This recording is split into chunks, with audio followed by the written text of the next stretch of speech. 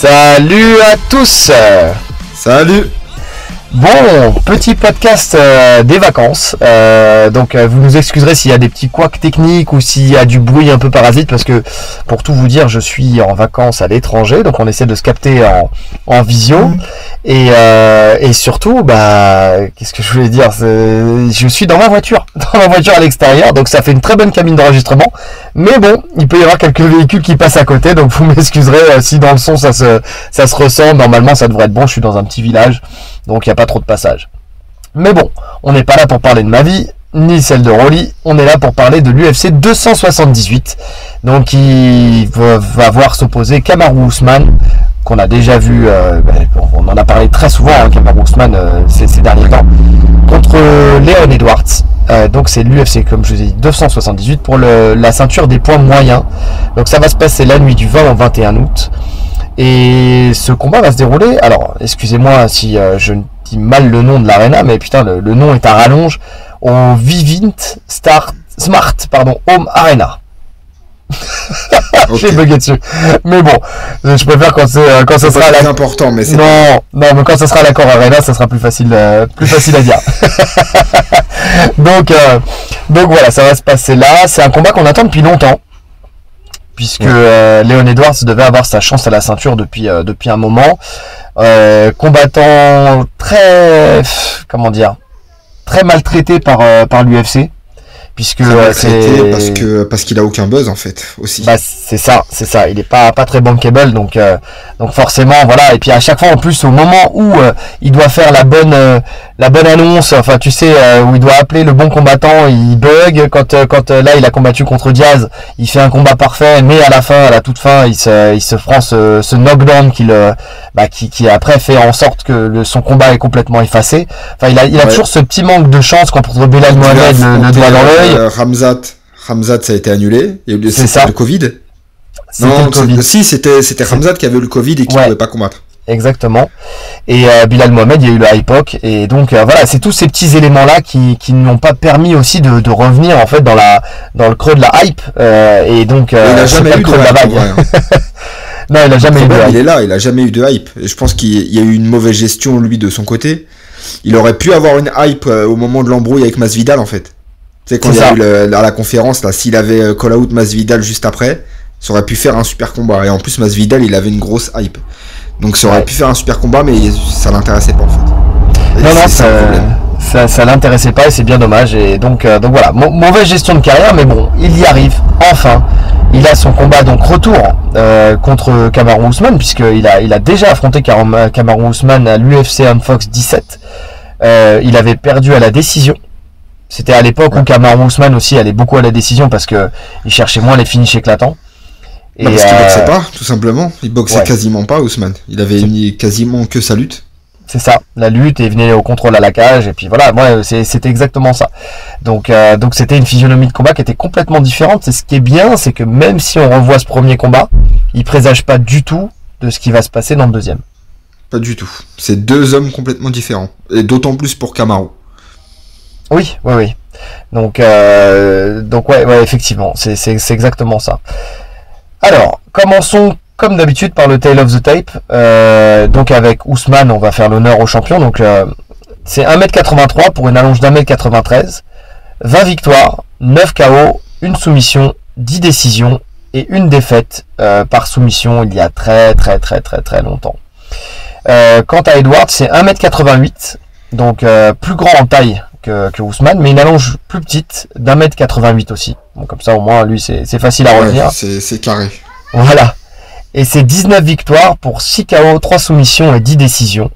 Et il a 3 défaites, donc 2 décisions et une disqualification. Alors je sais plus ce que c'était cette disqualification. Et un no contest contre Belal Mohamed avec le hypoc. Donc voilà, c'était ça. Je crois que la disqualification c'était un genou illégal. Je crois que c'était ça. Je l'ai regardé, mais j'ai pris mes notes il y a quelques jours et c'est vrai que ça m'est sorti de la tête. Donc puis c'est pas le principal en plus de ça. C'est pas le plus important, ouais. Donc voilà, en termes d'expérience, quand on voit en termes de nombre de combats, ils sont à peu près équivalents. Donc voilà, c'est là-dessus on est bon.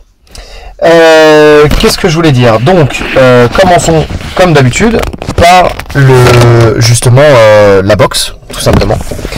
Donc avec Kamaru Usman, une fois n'est pas coutume, on va garder le champion en premier. Donc on en a parlé très très souvent, donc pour ceux qui ont l'habitude de nous écouter, ça va être de la redite, mais Kamaru Usman, bon on le sait, c'est plus un spécialiste de l'anglaise que du pied-point.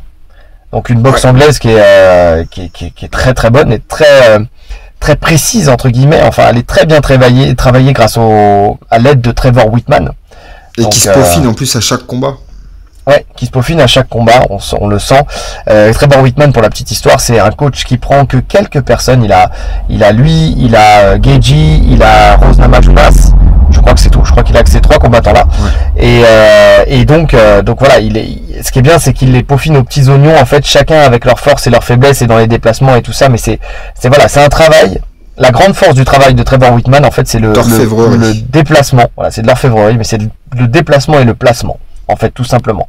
C'est ça qui fait la force de la boxe anglaise, puisque il y a toujours, en fait, il cherche à créer toujours le bon angle pour pouvoir avoir une ouverture très efficace pour toucher fortement et avec précision et force l'adversaire.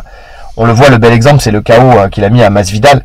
Enfin, vraiment, ce crochet direct du bras arrière, il n'a d'efficacité, bon, d'une part parce qu'il est très puissant, mais aussi parce que l'angle qu'il a pris a créé vraiment cette ouverture pour venir toucher, mais plein pot. De toute façon, tous ceux qui ont du KO, vous le savez, voilà, il l'a transpercé. Il y a eu une pluie d'étoiles de sueur autour de la tête de Masvidal, mais tout ça, ça n'a été possible que parce que justement, il était légèrement décalé par rapport à Masvidal, ce qui lui a permis de vraiment pouvoir pénétrer à l'intérieur de la défense en fait de Masvidal, qui lui n'avait jamais pris de KO avant celui-là. C'est pour ça que j'en parle toujours quand je parle de Kamaru Usman, parce que c'est toujours c'est le premier à avoir mis KO Masvidal. Et ça, voilà, c'est pas une petite victoire. Il est à l'aise dans les deux gardes. Il a un jab ultra puissant. D'ailleurs, il profite de son allonge, en fait, tout simplement. Il a une allonge qui est souvent plus grande que celle de ses adversaires. Donc, le travail en ligne et le travail de jab, c'est complètement indiqué pour lui. On le voit, son jab puissant, on l'a vu contre Burns, par exemple. Travail de jab super puissant. Son jab, il fait mal. Tu sens que son jab, il fait très mal. C'est exactement ça. Ouais. C'est le knockdown, de toute façon. Et puis même la fin du combat, même si on en a déjà parlé, il y a la fatigue qui a joué. C'est la phase finale contre Burns part d'un jab, en fait, tout simplement au démarrage. Son jab, c'est pas un jab pour prendre la distance ou un coup d'arrêt. C'est un jab qui te transperce. C'est un jab vraiment appuyé. Ouais, il s'engage dessus. Ouais. Vraiment, il s'engage, mais sans surengager. C'est-à-dire que il est vraiment bien à la bonne distance, mais par contre à la bonne distance aussi pour pouvoir non pas venir chercher. En fait, ce qu'il y a, c'est que quand on vient frapper, soit on vient chercher le visage, soit on vient chercher derrière le visage. Lui vient chercher derrière le visage. Donc, donc c'est ça qui fait aussi sa force dans son jab. Le combo qu'il utilise beaucoup, on l'a vu face à Masvidal, c'est ce fameux crochet du bras avant pour mettre son direct du bras arrière. Ça, il l'utilise énormément. Et on voit avec le temps qu'il utilise un peu plus de jambes, quand même. Quelques low kicks, mais ça reste à la marge. Des low kicks, des front kicks, qui lui permettent de varier, en fait, de varier les niveaux, ce qui lui permet de rendre sa boxe anglaise plus efficace aussi. Ouais, un peu moins lisible. C'est ça, elle est diluée, en fait, dans une boxe qui devient plus une boxe pied-point, même si la prédominance, elle reste quand même à l'anglaise. Ouais, surtout qu'on sait qu'il a les genoux flingués, donc ça va pas devenir un grand kicker. Je pense qu'il fait attention aux kicks qu'il envoie. Il l'a dit lui-même, ses genoux ils sont morts. Donc ouais, ça on le verra surtout dans la partie lutte. Sur la partie lutte, ouais. C'est là où il y a la plus grande implication sur ses genoux justement. Donc comme on a dit, il envoie quelques jambes et c'est quelqu'un aussi qui encaisse énormément. Ça, il l'a prouvé à maintes reprises, notamment face à contre Burns. Contre Burns, mais aussi contre Covington. Contre Covington, où effectivement on a vu que effectivement il encaissait et que quand il était touché, par contre, même s'il est knockdown, il les récupère très vite. Il est intelligent dans la gestion en fait du knockdown et dans sa récupération, quoi. Ça va vraiment très vite. Donc c'est une grande force, de toute façon. Bon, ça on le sait, la mâchoire c'est quelque chose qui a une durée de temps limitée, mais à la fois, bon, lui pour l'instant, au vu des combats qu'il a fait et au vu qu'il a commencé à boxer véritablement tardivement dans sa carrière, on sait qu'il a encore de la marge sur, enfin on pense en tout cas, parce que ça c'est vraiment l'élément qu'on peut pas avoir, mais qu'il peut avoir de la marge sur son menton en tout cas. Sur son menton. Je pense qu'il a de la marge. Ouais. Il va pas être effrité tout de suite. Maintenant après c'est propre à chacun, hein. Il y en a qui ont des mentons plus durables que d'autres. Donc voilà. En tout cas sur ces derniers combats, il n'y a pas de signe qui prouve que tu le sens solide en fait sur ces derniers combats. Ouais. Peu importe les coups qu'il prend, il est là. Ouais. Mais quand même, on l'a remarqué, hein, pour rester sur la boxe de Kamaru Usman, que quand l'adversaire ne recule pas et que ça rentre à la bagarre, il prend quand même pas mal de coups, hein. Même si son placement est toujours bon, même s'il commence quand même à avoir un peu plus d'esquive, de buste et tout ça, mais il prend quand même pas mal de coups quand c'est à l'échange. Donc, et je pense qu'il aime ça aussi. Il aime montrer qu'il est là aussi dans l'échange. Prendre l'ascendant psychologique en disant vas-y frappe-moi, mais de toute façon je serai toujours là et moi aussi je continuerai, je reculerai pas. C'est un peu ce concours de kékette là qu'on a vu justement face à Covington à chaque fois quoi. Donc mais ça reste un jeu risqué. Ça reste un jeu, ouais, bah après ça dépend qui t'as en face de toi en fait. Oui. Ouais. C'est un risque mesuré. Je pense qu'il il savait que Covington il a pas le punch pour l'éteindre. Donc il peut se permettre plus ou moins de faire ça. Ce qu'il a moins fait contre Masvidal. Effectivement. Parce qu'il est quand même intelligent. Il est très intelligent même. Ah oui, de toute façon, t'as pas ce niveau-là en étant numéro 1 pound for pound, parce que c'est vrai qu'on l'a pas précisé, mais c'est le numéro 1 pound for pound de l'UFC. Bon, même si ce classement a de valeur que ceux qui y croient. Ouais. Mais bon, sa place, elle est justifiée. Donc t'as pas ce niveau-là si t'es pas intelligent aussi dans ta manière de combattre. C'est un combattant complet, c'est un combattant aussi qui a un gros fight IQ. Donc et je pense que c'est son cas, et un fight IQ qui est aussi exacerbé par le travail de Trevor Wittman. En fait, c'est l'association des deux intelligences qui fait que aussi il est à ce niveau-là et qui reste à ce niveau-là, qui reste champion quoi. Donc ouais. C'est moi, tu viens de regarder tes biceps. Non, j'avais un moustique sur le bras. Non, quand même. J'avais mes biceps, mais pas à ce point-là. Parce que vous voyez pas, mais vous savez pas, moi je le vois torse-poil à chaque fois, sur chaque podcast. C'est pour ça qu'on se filme pas. Même si on pourrait peut-être avoir plus de femmes, je ne sais pas. Mais en tout cas, et je l'ai vu en train de regarder son biceps, ça m'a fait bizarre. Maintenant, la question c'est, est-ce que Leon Edwards a la capacité de mettre KO, justement Kamaru Usman? Ça, c'est la question qu'on pourra se poser après. Ouais. D'ailleurs, t'as encore des choses à dire sur lui, sur Usman, sur sa boxe? Tout a été dit. Hein. Juste en début de combat, il démarre doucement, Usman. Ouais. Il peut se faire surprendre. Après, c'est Edwards. Edwards, il est pas puissant, tu vois, je le vois pas l'éteindre. Mais on l'a vu contre Burns. Quand un mec lui rentre dedans, explose, il peut se faire toucher. Ouais. Mais c'est vrai que c'est pas forcément le cas de. C'est pas le cas de Burns. d'Edwards. Ouais. Tu veux la revanche, toi. Donc, Edwards. Lui, c'est l'inverse. Hein. C'est un boxeur pied-point qui est très propre et très varié. En fait, ce qui est marrant, c'est qu'il a un style vraiment kickboxing dans son style, quand tu le vois boxer. Mais à la fois, comme c'est du MMA, il s'est permis de rajouter. Alors, quand je dis kickboxing, il s'est permis de rajouter. Si tu prends le K1, t'as le droit au genou, hein. Là-dessus, y a pas de souci. Mais il a greffé un travail de genou et un travail de coude efficace à son kickboxing. Mais quand tu vois, de base, il vient du Muay Thai, non, Edward? Je sais pas de quoi il vient à la base, mais quand je le vois boxer, il a adapté son Muay Thai justement au niveau des déplacements et tout, à plus un style kickboxing. Mais c'est pour ça il a un clinch de fou. Il a un très bon clinch. Il a des coups, des genoux affûtés, tranchants. Donc je pense qu'il vient du Muay Thai. Je sais pas. Même sur ses low kicks, sur ses middle. En tout cas, c'est propre. Tout ce qu'il Après, c'est l'œuf ou la poule, tu vois. Est-ce qu'il vient du kickboxing et qu'il a rajouté des genoux et des coudes, ou est-ce qu'il vient du Muay Thai et il s'est mis dans une posture plus kickboxing? Bon. Ouais. Je sais pas. Dans tous les cas, c'est un super striker. Voilà. Mais force est de constater quand même que la posture d'un mec de la boxe thaï et la posture d'un mec du kickboxing, c'est pas la même. La garde. C'est la garde et les déplacements. Et lui, dans sa garde et dans ses déplacements, on voit clairement qu'il a plus une empreinte, en fait, kickboxing. Vraiment. parce qu'il se déplace énormément. Il est très très bon. Il est gaucher dans sa boxe. Il peut changer de garde de temps en temps. Il switch de garde de temps en temps. Il est efficace dans les deux gardes. Ça reste à la marge. Il est meilleur en gaucher. Hein. Il est meilleur en gaucher. Ouais. C'est là où tu sens qu'il est plus à l'aise quand même. Tu remarques, c'est un peu en fonction des adversaires. Il peut se permettre de switcher de garde, mais c'est en fonction des adversaires. Exactement. Mais effectivement, il est bien meilleur en gaucher. C'est un combattant donc qui feinte énormément, mais qui feinte avec presque toujours la même feinte. Ouais, en fait, il gesticule les bras, mais ça c'est pas vraiment une feinte. Par contre, il feinte avec sa hanche. C'est ça. Avec le kick en fait. La hanche arrière, ouais. En fait, comme vous savez, quand on était gamin et qu'on mettait des pressions, genre, tu sais, mais il fait ça, mais il fait ça, mais dans ses combats dans la cage. Donc effectivement, c'est ça. C'est avec sa hanche arrière parce que c'est essentiellement sa jambe arrière qu'il envoie quand il frappe. Et il est très très efficace avec cette jambe arrière.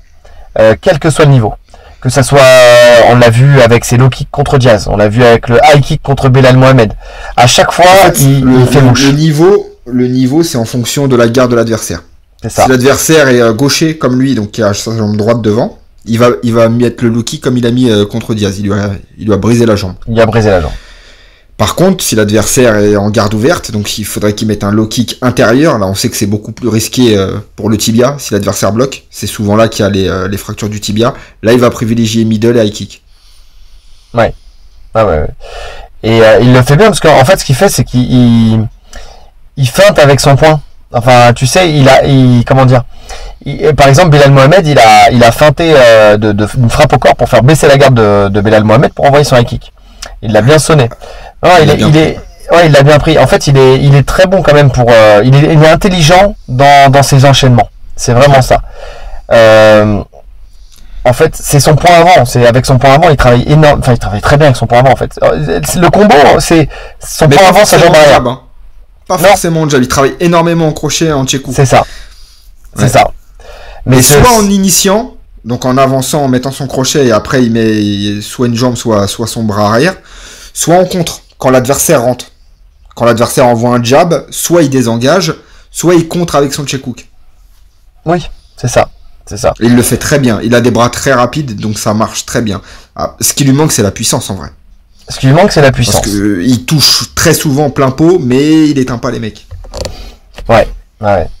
Mais très fluide dans sa boxe, ce qui fait qu'il est tellement facile que justement ces enchaînements-là sont naturels. Enfin, tu vois, c'est pas forcé. Sa jambe, elle peut monter pour le high kick, mais avec une facilité monstre. D'ailleurs, je vous invite à voir, sur YouTube, il y a un de ses travails à la patte d'ours. Enfin, il y a plusieurs vidéos de lui où il travaille à la patte d'ours. C'est beau à voir. C'est vraiment beau à voir. On sent que c'est vraiment fluide, c'est naturel, c'est propre. C'est tellement propre. Donc voilà. Alors, c'est marrant parce qu'il y a Chris Guénache il y a pas longtemps qui faisait l'apologie d'un enchaînement, tu sais, où tu viens faire gauche-droite et pour que l'adversaire esquive. Et t'envoies ta jambe arrière, en fait. Voilà. Enfin, quand je dis gauche-droite, c'est point avant, point arrière. Dessus l'épaule. C'est ça. Ouais, je vois. Et effectivement, c'est un enchaînement qui doit être utilisé, qui est très bon, enfin, tu sais, voilà, dans ce cadre-là. Mais c'est vrai qu'on a tendance à dire, souvent, que quand tu boxes, on fait point avant, jambe arrière, point arrière, jambe avant. Tu sais. Et lui, bah, justement, c'est un peu ce qu'il fait, quoi. C'est-à-dire, il fait son point avant, il travaille avec son point avant, il envoie sa jambe arrière. Et ouais. c'est vraiment sa grande force. Pourquoi on fait ça en fait? Tout simplement parce que tu armes ta hanche, tout simplement. Quand tu envoies ton point avant, tu avances ta hanche arrière, et donc quand tu relâches, quand tu repars, quand ton point arrière il recule, ta jambe avant en fait elle est libérée pour partir. Et vice versa, quand on voit ton point avant, tu armes avec ta hanche avant, donc, et quand tu relâches, ça libère la jambe arrière. Donc c'est ce qui donne beaucoup de fluidité et de vitesse en fait dans tes enchaînements. Donc là où quand on voit en fait ton point arrière et ta jambe arrière, forcément en fait ça suit, donc ça peut être rapide, mais ta hanche elle est un peu plus fermée, elle est plus bloquée. Donc c'est pas impossible, bien au contraire, puisque sinon personne ne le ferait. Et c'est des enchaînements qu'il faut faire. Mais en tout cas voilà, souvent quand tu boxes, les enchaînements les plus souples et les plus les plus rapides, les plus fluides, c'est quand tu travailles justement avec ce système-là. Point avant, jambe arrière, point arrière, jambe avant. C'est ça. Donc voilà. Et lui, il le fait vraiment très bien. Donc il travaille beaucoup avec son point avant pour envoyer sa jambe arrière derrière, avec beaucoup d'efficacité. Donc comme on disait, soit avec le low kick, soit middle, parce que son middle aussi, il est aussi dévastateur. Il fait mal. Ah, il claque. Et soit le high kick, vraiment quand il vient feinter justement en feintant la frappe, comme je disais pour Belal Mohamed, c'était voilà, ça a été flagrant, feintant avec la frappe au corps pour envoyer sa jambe derrière à la tête. L'autre force de Edwards, c'est ses déplacements. Il se déplace beaucoup et il se déplace intelligemment, c'est-à-dire qu'il se déplace en circulaire. Il ne fait pas qu'avancer, reculer, il va bouger, en fait, il va se déplacer sur sa gauche, sur sa droite, et justement pas toujours dans le même sens aussi. Donc c'est une grande force qu'il utilise donc effectivement justement pour se placer, justement pour attaquer son adversaire, de sortir, pour éviter de se faire contrer en sortie de phase d'attaque. En tout cas, voilà, quand il attaque, il repart en arrière et il part sur les côtés. Mais ça lui sert aussi quand il est en phase de défense, quand il est touché. On l'a vu contre Diaz, qui le sauve en fait contre Diaz, c'est vraiment ses déplacements, pour le coup. Ouais. Et étant donné que c'est quelqu'un aussi qui ne cherche pas forcément à lutter, qui veut plus combattre debout qu'en lutte, même s'il peut le faire.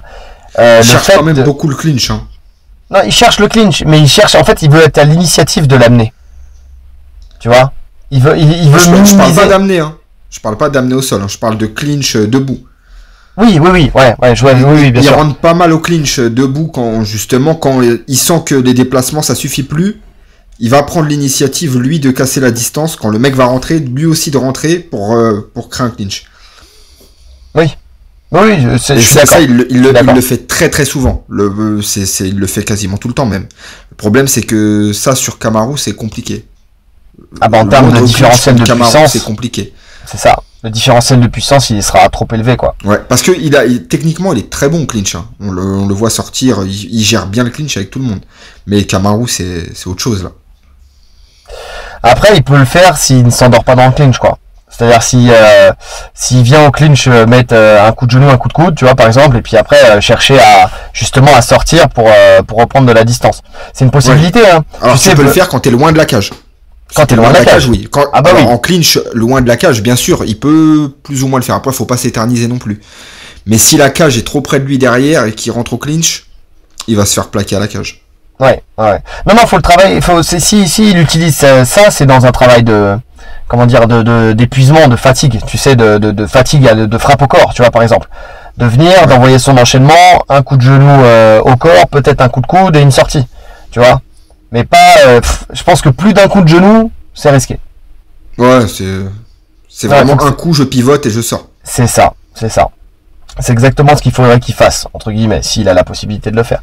Mais ce que je disais pour les déplacements, effectivement, il va chercher le clinch, mais ces déplacements lui servent aussi. Enfin, on sait que si tu veux pas te faire amener au sol par un lutteur, tu as deux choses à faire. Soit tu es très bon dans ta défense, soit tu as des déplacements justement circulaires comme ceux d'Edwards. Et donc lui, il est bon dans ses défenses, mais il a aussi cette faculté à bouger, à se déplacer, ce qui fait que tu peux moins te faire shooter en fait en sortie d'enchaînement, quoi, pour te faire amener au sol. Même si on le sait que dans leur premier combat, il a quand même, Ousmane a quand même réussi à le shooter pour l'amener plusieurs fois. Donc parce qu'il n'y a pas eu que du travail à la cage, il a shooté aussi dans le premier combat. Ouais, bien sûr. Mais Ousmane était plus frais en lutte à cette période-là. Ouais, mais plus confiance en son corps. Après, je pense que sur un combat, il peut le faire, tu vois. Bien sûr, il est en capacité de le faire. S'il n'a pas d'autre solution, il le fera. Enfin, tu vois ce que je veux dire. C'est vraiment pour le coup, pour conserver son titre et puis gagner le combat, il le fera. C'est une possibilité. Surtout contre un combattant qui est plus réputé pour sa boxe que pour sa lutte. Tu vois, par exemple, je pense que contre un Ramzat, il n'a pas intérêt à le faire. Enfin, il aura pas il sera pas dans l'obligation de le faire si jamais ils s'affrontent. Parce que les deux viendront en contact quoi qu'il arrive. Tu vois. Mais quelqu'un qui bouge beaucoup et qui se déplace beaucoup, arriver à le shooter, c'est peut-être une solution. Tu vois. Mais sur un combat, effectivement, il peut le faire. Est-ce que tu as quelque chose à rajouter pour sa boxe à Monsieur Edwards? Non. On a parlé des coups de coude. On a parlé des coups de coude. On en a parlé au début tu disais qu'ils étaient tranchants, que ce soit les genoux ou les coudes, que c'était tranchant, qu'il avait très bon coude. Il travaille bien sur des sorties de clinch, tous ces trucs là, tu sais, des trucs vicieux. En fait, c'est sur ces trucs là qu'il peut le toucher, qui peut lui faire mal, tu vois. Parce que je le vois pas le toucher en boxe à distance, je le vois pas assez puissant pour vraiment le sonner. Par contre, sur une entrée en lutte ou un truc comme ça, un bon coup de coude, Tu sais, il peut le couper, c'est des trucs chiants. Oui, qui te gênent pour la suite de ton combat. Ouais. Donc attention à ça. Sinon, après, on a tout dit. Hein. Maintenant, la vraie question, c'est pour ce combat. Qui a l'ascendant en boxe? Qui a l'ascendant en boxe? Mais franchement, c'est super compliqué. C'est super compliqué. Si on est en boxe pure, ça veut dire sans crainte d'être mis au sol et tout, Edwards, techniquement, il est meilleur, tu vois. Le problème, c'est que Ousmane, il peut éteindre le combat à n'importe quel moment. C'est ça. Moi, c'est ce que j'ai mis. Je mets un avantage à Ousmane, léger avantage à Ousmane, parce qu'il reste plus puissant. En fait, il a cette faculté de pouvoir éteindre Edwards. C'est ça. Ce qui fait, c'est plus simple. Enfin, c'est plus simple. Non, c'est pas plus simple. Non. Visuellement, non, c'est pas plus simple du tout. Mais visuellement, c'est plus épuré. C'est ce qu'il va faire, tu vois. Voilà. Ça va être plus limité. Mais par contre, on sait que ça va être efficace, c'est sûr. Le jab, il va le gêner grave. Il va le manger, le jab. Edwards, il va s'en prendre, c'est obligé. Et il peut l'éteindre. Il peut l'éteindre. Ça, on le sait qu'il peut l'éteindre sur chaque action, sur chaque entrée, il peut l'éteindre. Chose qui est pas vraie de l'autre côté. Et si Diaz, en plus, qui n'est pas réputé pour être un puncher non plus, a réussi à le sonner, bon, c'est ça. Tu sais que Ousmane, il peut effectivement l'éteindre. Maintenant, attention, Edwards, il a une excellente boxe, il est toujours dangereux. Bah, tu l'as dit, avec ses coudes, avec ses genoux, avec tout. De toute façon, tout est un danger. C'est quand t'as un boxeur facile et que t'as des bonnes facultés, tu sais, de feinte et tout ça, forcément, enfin, de feinte, de créer des ouvertures. Parce que c'est ça, c'est quand t'arrives à faire en sorte de, comme on a dit tout à l'heure, de créer des ouvertures par des feintes, soit avec la hanche, soit en feintant une frappe du bras avant pour envoyer la jambe arrière. Quand t'es quand t'as cette capacité-là, forcément tu restes un danger. Donc attention, il faudra rester concentré en fait pour Ousmane s'il veut vraiment être le meilleur dans ce domaine-là. Ouais. Passons à la lutte. Bon, là, pour le coup, il y a un spécialiste et un qui n'en est pas un. Qui a une bonne lutte, mais qui n'est pas forcément un spécialiste. Donc, Ousmane, c'est 100% de takedown defense. Bon, ça, c'est déjà l'élément, si on parle d'Ousmane, c'est cet élément-là, 100% de takedown defense. Même si, on peut mettre un petit bémol sur le fait que le côté un peu litigieux face à Covington, est-ce qu'il a été amené au sol ou pas. Bon, voilà. Il a rebondi, quoi. Il a rebondi. Mais bon, ça a peu d'implications pour ce combat. Mais voilà, c'est pour avoir gardé sa fiche à 100%. Bon, on dira qu'il a réussi à se relever. En tout cas, sur ce combat-là, je pense qu'on est d'accord pour dire que jamais de la vie, Edwards, il emmène Ousmane au sol. Non, jamais. Jamais, il n'a pas la capacité. Ousmane, il utilise énormément justement à cause de ses genoux le single snatch, le snatch single. C'est une technique qui est très efficace pour éviter justement déjà d'être contré, qui minimise les risques si ça rate, puisque on ne shoot pas, on reste debout en fait, on fait juste se pencher en avant. Qu'est-ce que c'est que le snatch single? C'est quand on se penche en avant pour attraper le creux poplité, c'est le creux du genou en fait avec les deux mains de l'adversaire et on tire la jambe à soi pour attraper le single leg. En fait, et puis en plus, ça va avec son allonge. Il a des bras tellement longs qu'il a même pas besoin de se pencher plus que ça pour attraper votre jambe avant. Ouais, et puis il est tellement puissant que lui, ramener une jambe à lui, ça n'a pas de problème. Il a le timing, il a la puissance, il a l'allonge, il a tout pour pouvoir le faire. Puis il la maîtrise à la perfection. Il le fait à chaque combat. Donc juste tu te penches en avant, boum, tu attrapes la jambe et tu tires.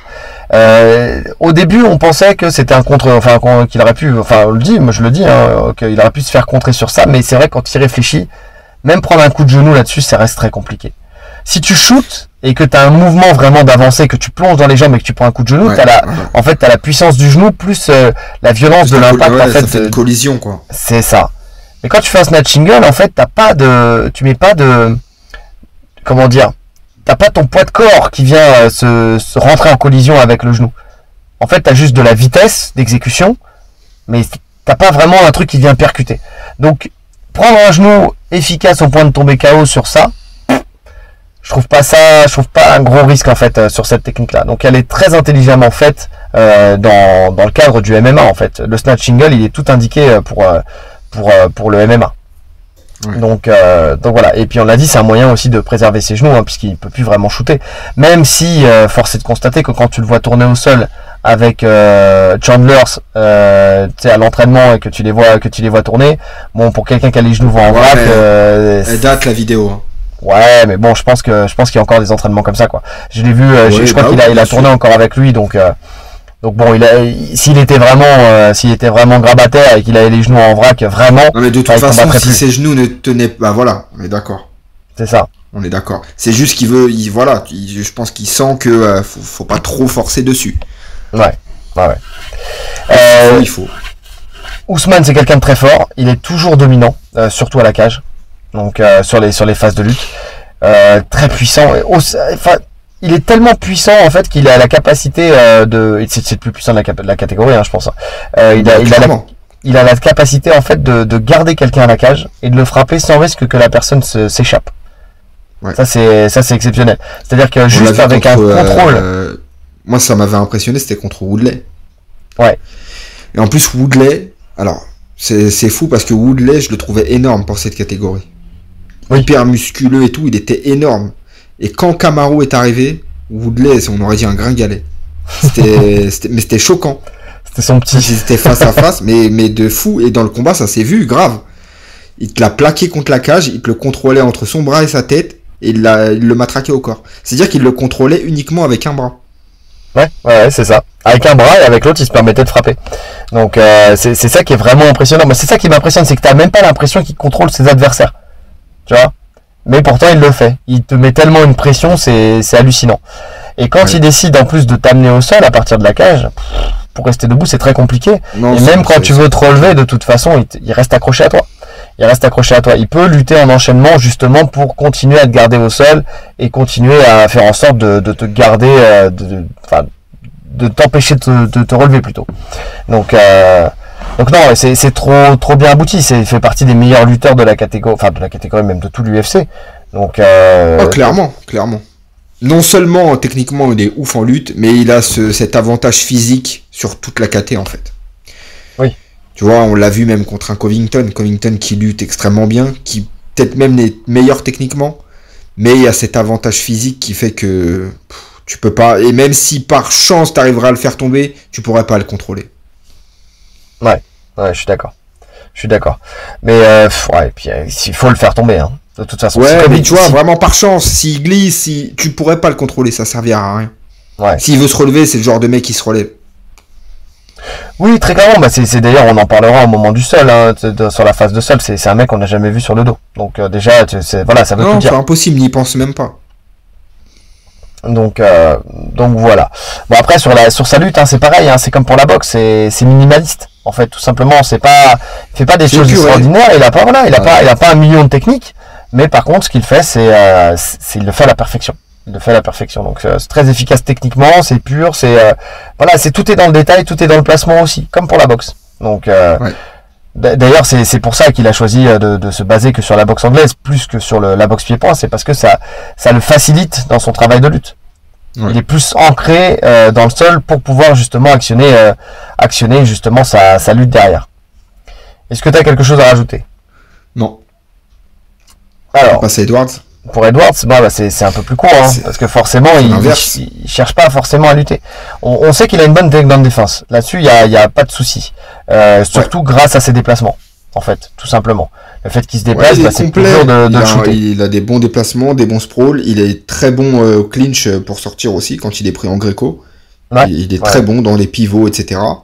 Oui, ce qu'il fait, c'est qu'il vient, et puis quand il est collé à la cage, ce qu'il fait, c'est que il cherche à peser. En fait, c'est marrant parce que il pèse très fortement sur son adversaire. Tu sais, il arrive à le soulever. Il a un bras au-dessus, un bras en dessous, tu sais. Ouais. Et il se soulève avec le bras du dessous, mais il pèse avec le bras du dessus. Enfin, tu sais, il a ce truc où il met son adversaire dans l'inconfort pour l'empêcher de se placer et de travailler correctement. Il a une technique qu'on voit pas forcément beaucoup. Cette manière de faire, mais tu sens vraiment qu'il pèse sur un des côtés en fait de l'adversaire, ce qui lui permet d'être bon en fait dans le, comment dire, ça fait chier l'adversaire en fait, tout simplement ça fait chier l'adversaire. Donc là-dessus c'est une grosse force pour lui. Et quand il attaque pas pas souvent, mais quand il attaque, c'est surtout dans le timing, pour shooter en fait, avec un double leg qui est assez bas pour remonter et ceinturer l'adversaire. Donc de toute façon, tous les combattants qui sont comme ça, un peu longilignes comme lui, même s'il n'a pas une allonge extraordinaire, enfin 1m88, c'est pas une petite allonge non plus, mais... Ouais, mais son gabarit, il est longiligne. Voilà, c'est ça. Donc il choisit de ceinturer, et en plus de ça, il ceinture pourquoi ? Pour en profiter pour soit faucher, soit pour passer dans le dos. En fait, ce qui est très intelligent pour le MMA, de toute façon. Ouais. Mais après, c'est ce qu'on a vu contre Diaz, mais bon, c'est pas vraiment parlant, parce que Diaz, il défend pas plus que ça les amener au sol. Non. Mais il l'a fait, il l'a pris très facilement. Il l'a fait sur plusieurs combats, ça. Enfin, tu sais, surtout au début de sa carrière UFC, il allait beaucoup plus chercher la lutte, tu vois. Donc, il le fait très bien, d'ailleurs. Et j'en ai parlé, si vous avez écouté le podcast, justement, sur le combat de Felipe Pena contre Gordon Ryan, où j'expliquais là que la tendance actuelle dans le grappling, c'était justement d'aller chercher le dos de l'adversaire pour faciliter, en fait, le travail qui va suivre. C'est-à-dire pour être plus efficace dans les attaques en minimisant les défenses ou les risques de rétention dans une garde ou une demi-garde de l'adversaire. Dans le MMA, ça fait longtemps que ça se fait. Là, ça débarque un peu plus dans le no-gi, mais dans le MMA, ça fait longtemps que ça se fait, et c'est ce que fait très bien Edwards, en fait, tout simplement. Passer dans le dos de l'adversaire. Enfin, contre Ousmane, c'est inutile. Enfin, c'est pas ça qu'il va mettre en place. Non. C'est quasi certain qu'il lui prendra pas le dos. On en a déjà parlé des contrôles, comment il défend le dos, etc. Ousmane, c'est mort, c'est impossible. Ouais, après, rien n'est impossible, mais ça va être très compliqué. C'est quasi certain qu'il cherchera pas la lutte de toute façon. Non, de toute façon. C'est pas du tout dans son intérêt. Il sera en lutte à un moment ou à un autre, mais uniquement défensivement pour en sortir. Il sera pas du tout à l'initiative en lutte. Non.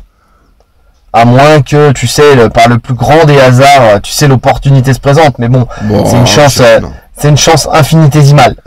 Il fallait que je sorte un mot compliqué. Toujours un mot compliqué par podcast.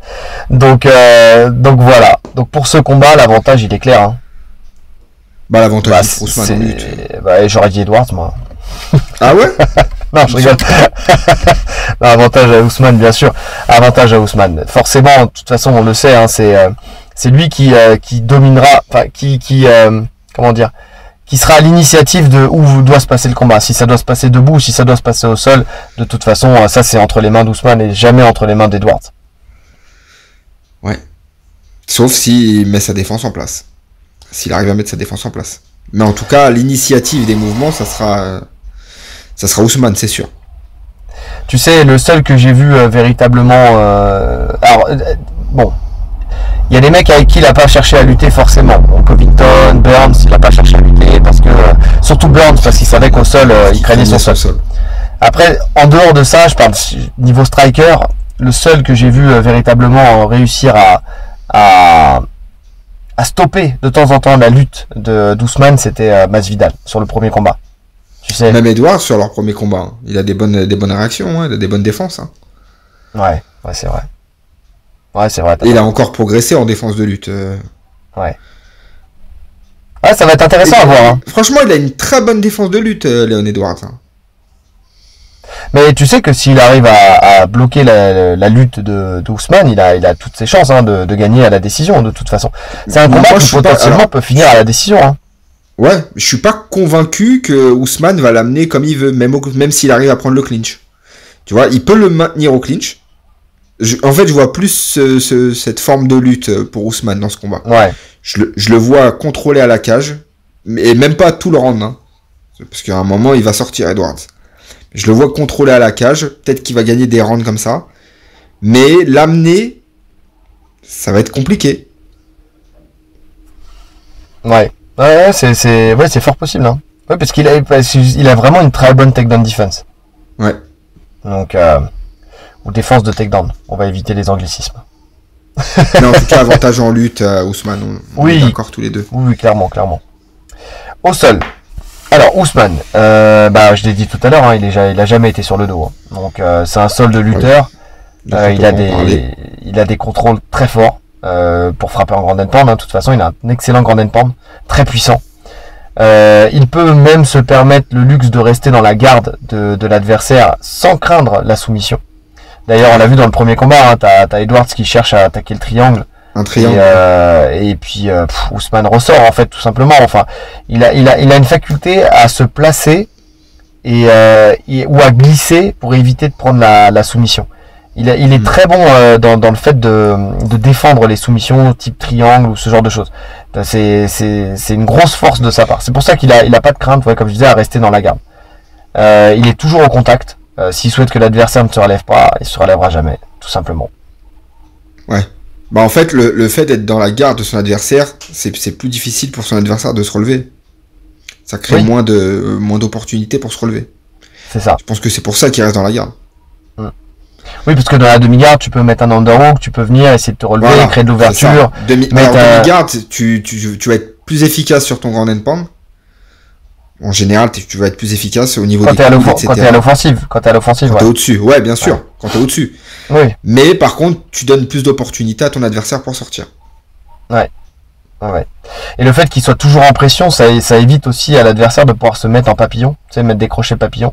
Et justement pour essayer de se relever et tout ça. Non, il fait en sorte en fait de peser, en fait, il s'étale sur l'adversaire.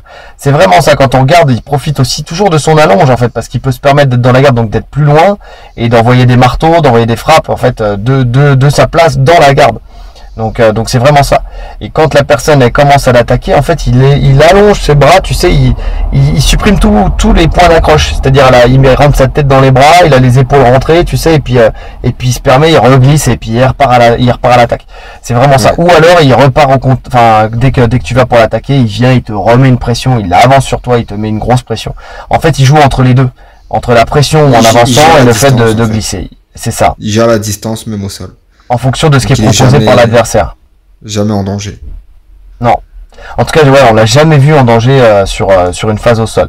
Bon, il s'est fait soumettre une fois, mais ça remonte à tellement longtemps, donc ouais, ça compte même pas. Un autre combattant. Ça compte même pas. Donc voilà, pour le sol et puis on sait que dans des phases on l'a dit tout à l'heure, hein, mais dans des phases de scramble, il est excellent. Enfin, on en a parlé tout à l'heure. Mais oui, on en a parlé tout à l'heure avec Chandler. Chandler qui est lui aussi un monstre au sol. On l'a vu, hein, de toute façon, un des rares qui a tenu tête à Charles Oliveira. Donc quand on voit les phases de scramble qu'ils font dans cette vidéo, si vous l'avez pas vue, on en parle souvent, mais allez la voir, elle est sur YouTube aussi, elle est disponible. C'est magnifique. Après ça reste un entraînement, hein. Ça reste un entraînement et c'est que de la lutte, donc il y a pas de frappe. Je pense même pas qu'il y ait de soumission, ils font vraiment que de la lutte, tu vois. Oui, c'est du drill. C'est un drill, mais c'est un drill avec une intensité d'engagement. Techniquement, c'est fou. Mais oui, c'est ça. C'est deux chats qui jouent ensemble, quoi. Donc c'est vraiment beau à voir. Mais même s'il n'y a pas d'intensité, même s'il n'y a pas de frappe, même s'il n'y a pas tout ça, les réflexes, les formes de corps, le temps de réaction en fait dans cette vidéo montre que il est imprenable. Il est imprenable. Tu sens que c'est un mec que tu peux pas contrôler. Tu peux pas. Et en fait, il a toujours une porte de sortie, toujours. Ouais, je suis d'accord. Quant à monsieur... attendez, je regarde parce que ça n'avait pas coupé quand même. Quant à monsieur Edwards, donc lui, il cherche essentiellement... il cherche essentiellement le dos de son adversaire pour étrangler. Comme pour la lutte, en fait, tout simplement. Il est sur le même schéma. Hein. Sur le dos, il est aussi à l'aise. Il peut chercher la soumission. Donc on ne se sent pas forcément en danger quand il est sur le dos. Hein. C'est pas quelqu'un justement qui va refuser d'être sur le dos. Il a un style plus JJB. Hein. Moi je le sens même au niveau quand il est au-dessus et tout. Il est assez fluide. J'aime bien son sol. J'ai re-regardé le combat contre Diaz. Ouais. Franchement, il est bon au sol. Hein. Il tourne bien au sol. Bien sûr, mais en fait, ce que j'aime avec ce combattant, c'est que c'est un combattant qui est agréable à regarder. Que ça soit pour ses phases de boxe, que ça soit pour sa lutte, que ça soit pour son sol. C'est quelqu'un qui est comme je disais, depuis le début, c'est ce qu'on dit, c'est un puriste technique, quoi. C'est vraiment un mec qui est, Tu vois, c'est précis. Il y a un moment, il y a Diaz qui roule, il arrive à suivre. Tu sais, il est en turtle, Diaz. Ouais. Et t'as Edwards au-dessus. T'as Diaz qui roule, il aurait pu se faire embarquer avec, non, il suit bien. Après, il y a le bon crochet au niveau des jambes. Enfin, tu vois, tu sens que le mec, c'est propre. C'est pas n'importe quoi. C'est précis. C'est ça. Donc, maintenant, il manque cette petite efficacité comme debout, en fait. Tu vois, debout, il manque le punch. Et au sol, il lui manque la finalisation. Au sol, il lui manque la finalisation. Alors, il va travailler sur l'étranglement, etc. Mais ça va pas être concluant. Ouais, ça va être du contrôle. Ouais. En fait, c'est un combattant qui effectivement est plus à même d'aller chercher la décision. Enfin, attends, je reprends sa fiche, de toute façon. Ouais, sur 19 combats, il a 10 décisions, tu vois, c'est parlant, tu vois. C'est plus de la moitié de ses combats, c'est justement de la décision. Après 3 soumissions, 6 KO, bah oui, là, effectivement, il est plus en boxe, mais effectivement, c'est la décision qui est plus chez lui. Et même dans les défaites, tu regardes, voilà, sur 3 défaites, il a donc une disqualification, effectivement, et les 2 autres, c'est de la décision. Donc ça fait sur 22 combats, il a 12 ouais, c'est ça, il a 12 décisions, que ce soit victoire ou défaite. Donc ouais, c'est parlant, c'est pas, les chiffres ne trompent pas, jamais, les chiffres ne mentent pas. Ouais. Donc voilà, après sur son sol, effectivement, voilà, très propre, très technique, agréable à regarder. Maintenant, effectivement, manque de finalisation. Est-ce que tu vois quelque chose d'autre à dire? Non. Et il va chercher le dos. Non. De toute façon, si ça va au sol, il sera sur le dos. Il sera pas au-dessus. Parce que même s'il se retrouve, comme on l'a dit, il fait tomber Ousmane, il se retrouve au-dessus, il se ferait renverser tout de suite. Il se ferait renverser tout de suite. Parce que on a vu, alors Diaz, il essaye de travailler sur le dos en fait. Donc c'est assez facile à contrer, on va dire. Enfin, assez facile. C'est plus facile à contrer qu'un Ousmane qui remonte en lutte tout de suite à partir du moment où il va rebondir sur le sol. Ouais. Donc il serait renversé si ça va au sol, et sur le dos, je le vois pas. Je le vois pas se faire. Il va pas se faire mettre KO. Hein. Il va bien gérer le grand endpoint s'il y a pas de souci, mais il va ni renverser ni soumettre. Ouais, je suis d'accord. Et se relever, ça va être compliqué. Ouais, je suis d'accord. Ouais. Donc bon, l'avantage, encore une fois, il est à Ousmane. Hein. Il est à Ousmane, ouais. Ouais, ça fait 3 niveaux de combat et 3 fois l'avantage à Ousmane. Après, ça veut rien dire sur la finalité du combat, mais bon, voilà, on sent que c'est un combattant Ousmane qui sera plus complet plus complet. Tout est relatif parce que on l'a dit. Complet, non, c'est pas plus complet, mais c'est plus efficace. Plus efficace dans les 3 domaines. C'est ça. Parce que non, il n'est pas plus complet. Les 2 sont très complets, mais plus efficaces. Plus de facilité à finaliser quelque chose, quoi. C'est ça. En termes de game plan, est-ce que tu peux parler un petit peu? Game plan pour qui? Pour lequel? Pour Kamaru? Alors, pour Kamaru, moi je le vois pas faire autre chose que ce qu'il fait déjà. Je sais pas. Qu'est-ce qu'il fait déjà? Est-ce qu'il va chercher le KO, d'après toi? Ou est-ce qu'il va la jouer sécurité? Moi, je pense qu'il est dans un délire là en ce moment où il cherche le KO. Après, tout dépendra de comment va se passer, comment va se dérouler le combat. Mais je pense que là, il est dans un moment de sa carrière où il a compris qu'il avait besoin aussi de marquer les esprits, et puis il a pris goût. Tu sais, t'y prends goût au bout d'un moment à mettre des KO, hein, je pense.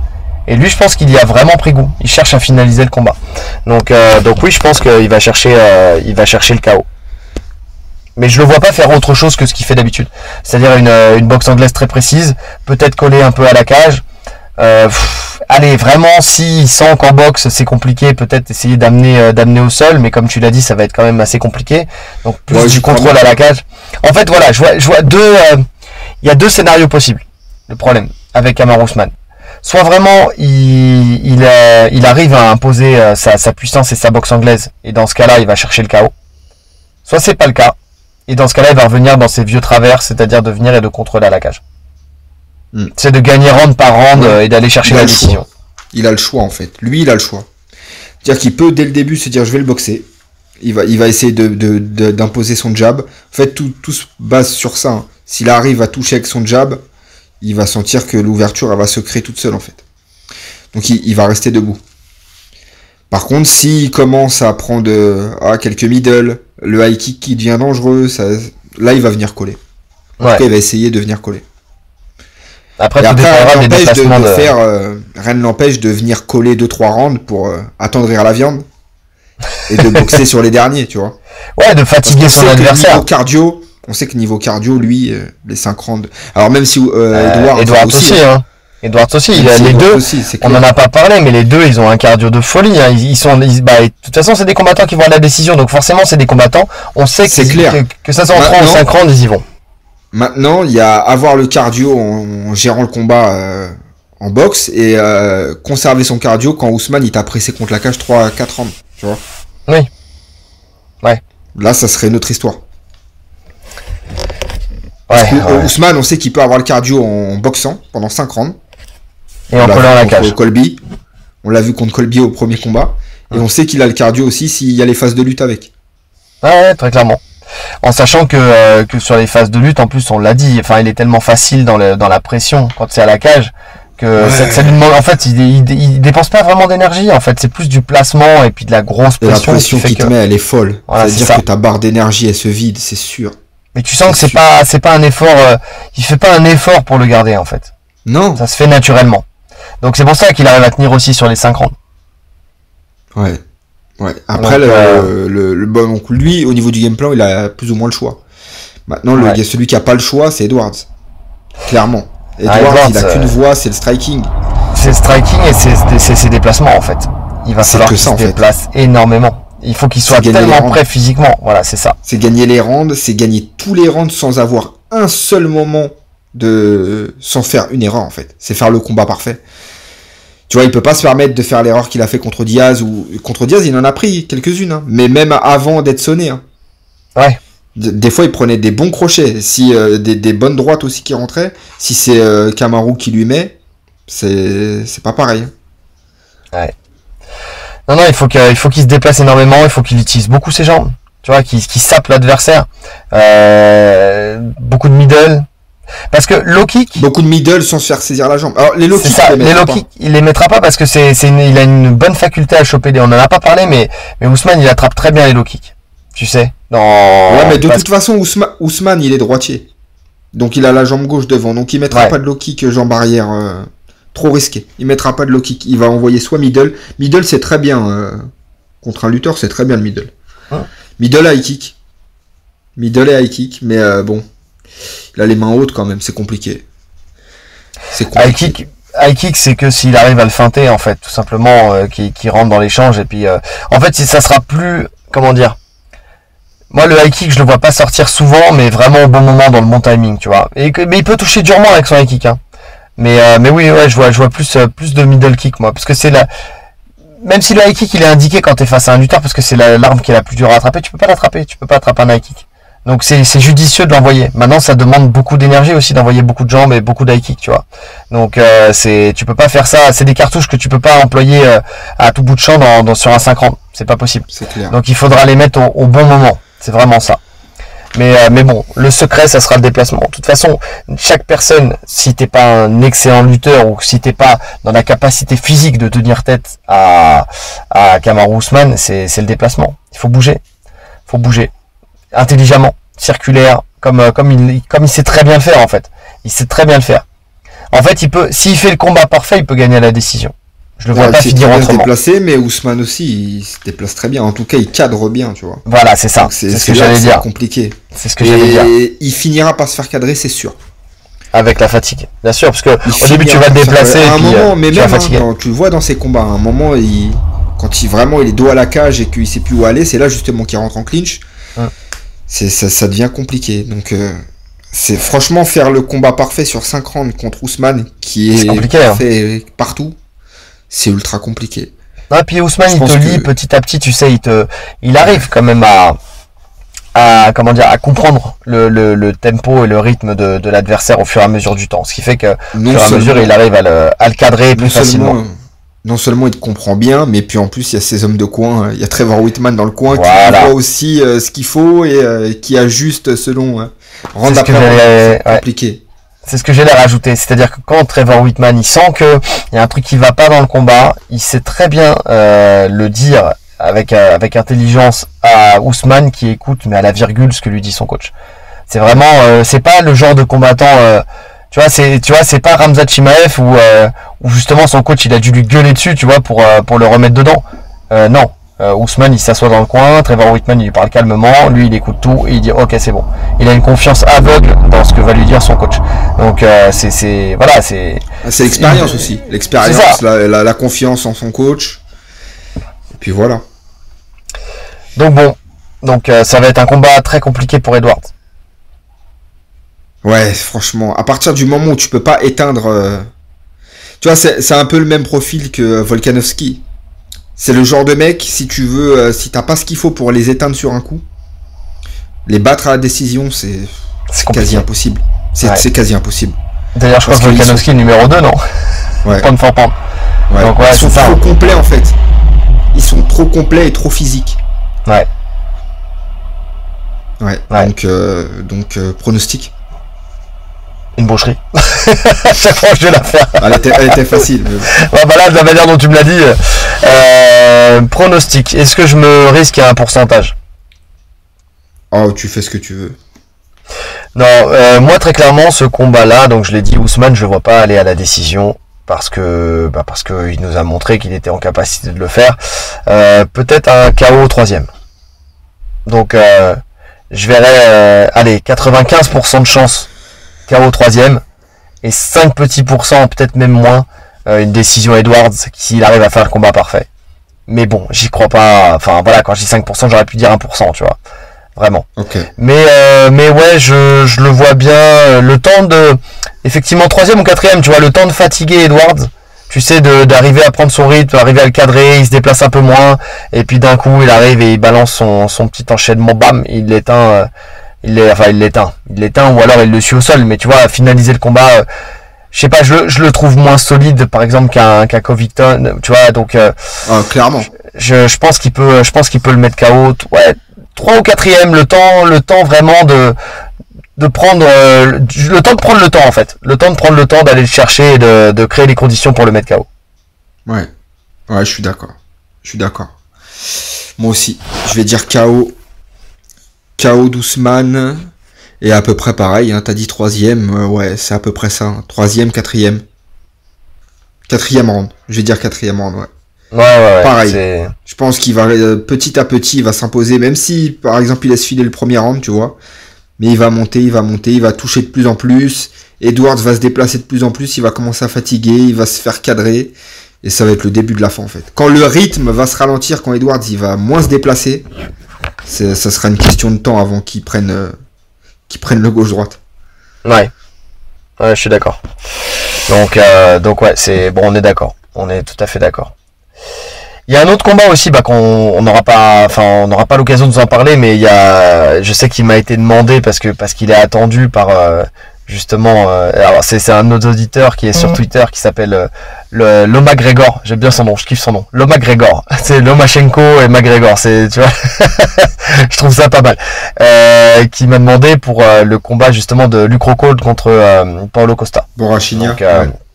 On n'a pas eu le temps de le préparer, je lui ai dit bon là c'est un peu particulier, on est en vacances, mais ouais c'est un combat que j'attends, c'est un combat que j'attends beaucoup, notamment pour Paulo Costa, pour voir en fait où il en est. Tu sais voir s'il s'est ressaisi ou pas. En fait tout simplement. Et même Rockhold aussi en fait. Ce combat je l'attends pas parce que Rockhold depuis longtemps c'est Rockhold c'était techniquement un des meilleurs sûrement de sa génération. Il était promis à un avenir de fou en MMA. Et puis tout un tas de trucs qui font que ça a pas caché quoi. Bah, comme beaucoup. Ouais, et puis là tu vois que sur ses derniers combats il y est plus du tout. Ouais. Il y est plus du tout. Déjà il a vraiment un menton ultra friable. Ouais. Tu vois, c'est compliqué. Je m'attends pas à grand chose sur ce combat. Il y en a un autre aussi qui est comme ça là que je me fais cette réflexion là, c'est Anthony Smith. Non, attends, comment il s'appelle qui a combattu il y a pas longtemps. Merde, attends. Non, je te dis une connerie. Merde, qui a combattu la semaine dernière ou la semaine d'avant. Putain, j'ai un trou de mémoire. La semaine dernière ou la semaine d'avant. Oh putain, voilà, je vais faire un flop. La KT de John Jones dans les lourds légers. L'ancienne KT, John Jones, qui avait combattu contre lui justement, qui a combattu, qui s'était fait, on en a parlé quand on a parlé de Gustafsson. Non, pas Gustafsson. Qui avait combattu aussi Oh putain, je vais avoir un problème avec les noms encore une fois. Crâne rasé, tu sais, le mec qui s'est fait braquer chez lui et qui a frappé enfin tu sais, Anthony Smith. Anthony Smith. Ouais, bah c'est ça. Donc je me trompe pas. Bah ouais, bah voilà, bah, c'est ça. Bah oui, bon. Cœur de lion. Cœur de lion, ouais. Bah cœur de lion, je le sens plus dedans. Lui aussi. Hein. Tu sens il a plus envie. Moi je l'ai ressenti dans le combat qu'il a plus envie, quoi. Ouais, je suis d'accord. C'est déjà pas que sur ce combat. Non, avant aussi. Et là, ça m'a fait que me confirmer. Je regardais le combat et je me disais, mais pourquoi t'es là, quoi? Pourquoi t'es là? C'est vraiment là pour l'oseille. Pour l'oseille. Mais le problème, c'est que tu sens que là, il est plus dedans. Et franchement, quand tu ressens ça sur un combattant, c'est vraiment gênant de regarder le combat. Je sais pas si ça te le fait. Ouais, mais c'est vraiment mal à l'aise. C'est ça. C'est comme le combat contre Glover, hein. Quand Glover lui pète les dents et que, tu vois, même Glover, elle lui dit, je suis désolé. Oui, ouais. Pendant le combat, elle lui dit ça. Et tu sens que le mec, il est là, mais parce qu'il a un contrat, c'est son taf, mais. J'ai ressenti ça avec lui, j'ai ressenti ça avec Diaz la dernière fois là quand il est sur son retour. Tu sais quand tu vois les mecs, mais qu'est-ce que tu fais là, quoi? Pourquoi tu reviens? Enfin vraiment là c'est pour le coup il est plus dedans. Et Paulo Costa, moi pour revenir au combat initial dans lequel on parlait, en fait c'est juste voir s'il reprend les choses au sérieux, quoi. Il va, parce que il a eu sa défaite contre Adesanya, bon bah voilà, après il a eu le combat là. Honnêtement, la défaite contre Adesanya, je pense que psychologiquement elle l'a détruite. Là, il a l'air d'être déjà plus affûté, d'être au point, déjà, contrairement au combat précédent. Donc déjà, ça veut dire qu'il a pris déjà la prépa plus au sérieux, déjà, j'ai l'impression. La question, c'est est-ce qu'il va boire un litre de vin avant le combat? Non, la question, c'est est-ce que ça sera du rouge ou du blanc? Peut-être du rosé. Peut-être du rosé. Peut-être mélanger les deux, qui sait. Non, mais voilà, là, en tout cas, voir en fait s'il reprend les choses au sérieux, s'il veut repartir sur un vrai run. En fait, j'en parlais justement avec l'homme McGregor. On en a discuté un petit peu par message privé, et c'est la question, c'est ça. C'est est-ce que il se remet un coup de pied au cul, qu'il repart sur un run et qu'il essaie de ravoir une chance à la ceinture et de raffronter, parce que moi j'aime un Paulo Costa comme on l'a vu au début, mais vraiment confiant. Moi je veux potentiellement pouvoir le revoir contre Adesanya, tu vois. Mais là c'est compliqué, mais bon, pourquoi pas, quoi. C'est archi compliqué. Même contre un Pereira, ça serait compliqué en striking. En striking, ouais. Mais il a d'autres armes, tu vois. Non, mais le truc, c'est qu'il a d'autres armes à apporter, sauf que le problème, c'est qu'il les a pas du tout utilisées, quoi. C'est vraiment, il s'est chié. Il a été bouffé par l'événement. Enfin. Non, clairement. Bah oui. Et donc voilà, peut-être voilà, c'est le seul attrait que j'ai pour ce combat, c'est ça. C'est de voir est-ce qu'il est reparti sur la bonne pente, ou est-ce qu'il s'enferme dans son rôle là qu'il est en train de se créer, un peu de bad boy, tu sais, qui s'en fout un peu et tout ça. Et si c'est ça, laisse tomber, quoi. Ça sera plus intéressant. La logique voudrait, si vraiment il a pris les choses au sérieux, je pense qu'il devrait rouler sur Rockhold. Oui, clairement. Il devrait, même si ça passe un round, aller au deuxième round, en accélérant, il devrait le déborder. Tu vois, Rockhold, il est plus dedans, Rockhold. Je suis d'accord. Après, il peut nous surprendre, mais j'y crois pas. J'y crois pas du tout. Il fait que ça depuis quelques temps, il part et revient. Tu l'as vu la vidéo, il arrive en retard à l'entraînement et t'as Khabib qui le punit. Non. Si, tu vois, genre, j'avais vu cette vidéo là, où voilà, c'est ça, il montre que en fait t'as Khabib qui explique que peu importe qui tu es, que tu sois combattant de l'UFC, que tu aies une ceinture ou pas, t'arrives à l'heure à l'entraînement, ou sinon punition, et tu vois l'autre, je sais plus ce qu'il fait, des burpees ou je sais pas quoi sur le côté. Donc peu importe qui t'es. Donc déjà, ça veut dire que le mec déjà arrive en retard à l'entraînement, déjà c'est pas bon. Déjà, c'est pas bon signe. C'est pas bon signe. Vu que t'es dans la merde. Donc ouais, non, c'est clair. Donc bon, on verra ce combat, en tout cas. Moi, c'est le seul attrait que j'ai, c'est ça. C'est de voir plus côté Paulo Costa où il en est d'un point de vue mental, quoi. Je l'attends pas particulièrement ce combat. J'en attends rien en fait, mais je vais le regarder parce que ça reste des gros noms, tu vois. C'est ça. Le Crocol, je t'ai dit, c'était un gros nom à l'époque. Plus maintenant, mais ça reste un gros nom. Et Paulo Costa, bon. Paulo Costa, c'est toujours un plaisir. Tu vois, c'est un combattant agressif qui avance. Ouais. On va regarder. Mais en tout cas, pour l'avenir de l'AKT et tout, j'en attends rien de ce combat. Pour moi, les deux, il y a pas de suite en fait. Ouais. Je vois pas Costa faire un nouveau run, comme tu disais, je le vois pas du tout. Écoute, quand je vois, il y a Vettori, il y a des mecs plus forts que lui, tu vois. Il y a Whittaker, Ouais. Non, je suis d'accord avec toi, hein, mais c'est juste. En fait, il nous a montré ses limites. Ouais. Ouais. Mais ça peut rester un combattant plaisant à voir. Ouais, mais bon, pour sa suite, quand même, j'aimerais voir si psychologiquement il s'est remis dedans ou pas. C'est vraiment ça. Moi, c'est ça ma grosse interrogation sur ce combat, c'est ça. C'est est-ce que psychologiquement il s'est remis dedans. Donc voilà, je pense qu'on a fait le tour, hein, de toute façon, de ce combat. Donc qu'est-ce qu'on peut dire d'autre? Rien de spécial. Si peut-être quelques petites actualités. Alors rien n'est bouclé encore, hein, mais avec MMA Story France, vous voyez qu'on est un peu plus formé de temps en temps avec eux sur les MMA quiz. On l'a fait 2 fois. Là, il est potentiellement. Après, ça tout dépendra des disponibilités aussi qu'on a, mais on devrait aussi peut-être le refaire le MMA quiz et peut-être avoir une capsule, on vous en avait parlé, pour expliquer des techniques de sol dans le MMA. Donc j'ai eu un des coordinateurs là justement de MMA Story France au téléphone encore là pendant mes vacances, donc ça devrait se faire, et peut-être même qu'on fera quelques analyses aussi sur leur quiz, sur leur mag. En fait ces deux capsules là seraient les analyses et plus l'explication technique, ça serait sur leur mag, donc voilà, peut-être que vous nous retrouverez un petit peu plus sur MMA Story France, la chaîne YouTube.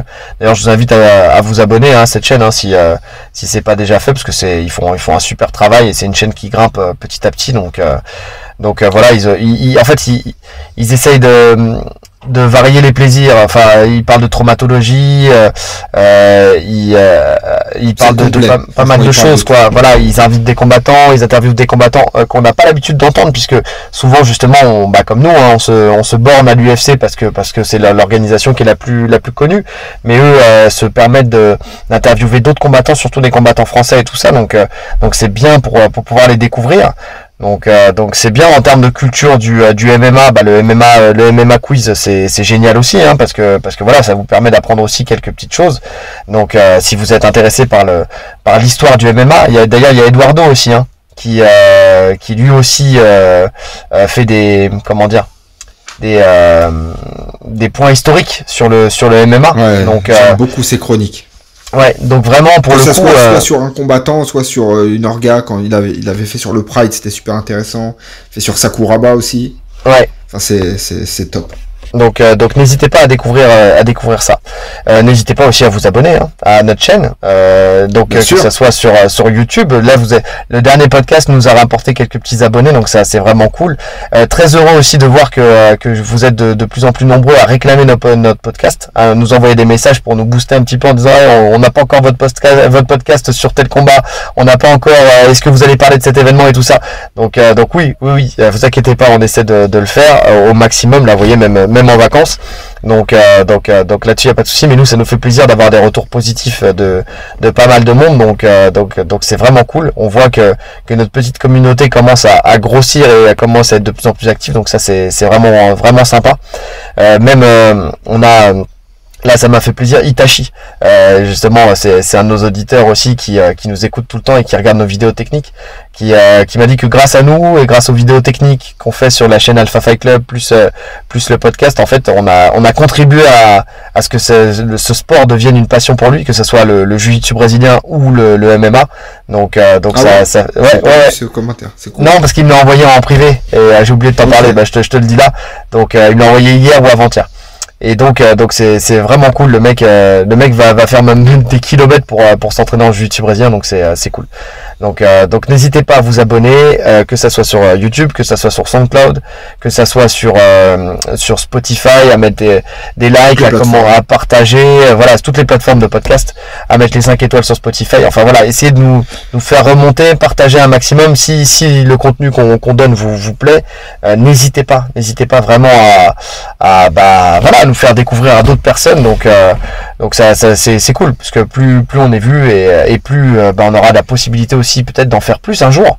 Donc voilà, ce qui nous limite, nous, et surtout n'hésitez pas à mettre votre analyse à vous en commentaire, parce que c'est intéressant d'avoir différents points de vue. On ne prétend pas avoir la vérité, même nous, entre nous, on n'est pas forcément d'accord sur certains points.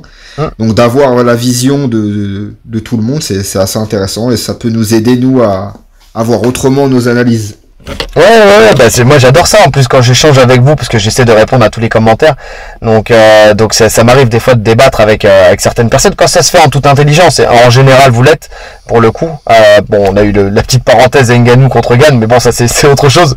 Mais c'est vrai qu'en général c'est du débat constructif que j'ai par commentaire avec des gens d'ailleurs qui ont souvent d'excellentes analyses. Enfin franchement voilà, ce qui me fait plaisir c'est qu'on a un public vraiment de connaisseurs. Donc ça c'est bien, ça nous fait c'est vraiment agréable de parler avec vous. Donc c'est super. Donc n'hésitez pas à nous donner de la force et puis voilà. Bon les amis, il nous reste plus qu'à vous souhaiter une bonne journée ou une bonne soirée en fonction de l'heure à laquelle nous écoutez. Allez, salut à tous et à la prochaine. Salut.